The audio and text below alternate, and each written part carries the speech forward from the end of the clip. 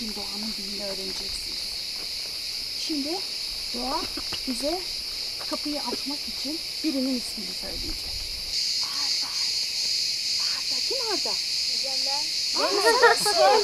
Evet. Arda diye duydum. Evet, işte açıldı kapı. Hadi gidiyoruz. Şimdi doğadan ödül almak. Tamam. Mesela taşın altına baktık. Sonra aynen kapatıyoruz ki çünkü orası bir böceğin yuvası olabilir. Doğayı korumak için bu çok önemli. Mümkün olduğu kadar az poşet kullanmalıyız. Ben çantama koyacağım, evde çöpe atacağım. Bu çok iyi bir fikir.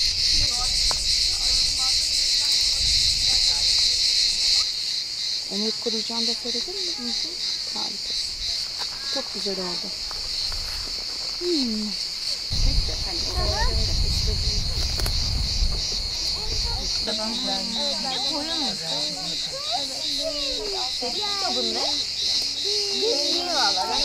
Burada çocuklarla beraber çok güzel etkinlikler yaptık.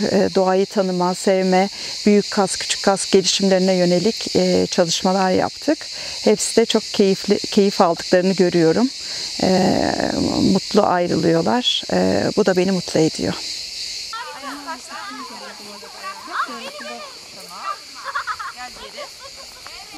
Şu anda şehirde çocuklar o kadar çok teknolojiyle iç içeler ki doğayı ve çevreyi birazcık unutmuş durumdalar.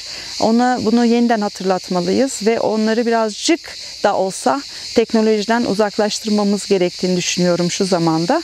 O yüzden doğaya doğru biraz daha gitmeliyiz.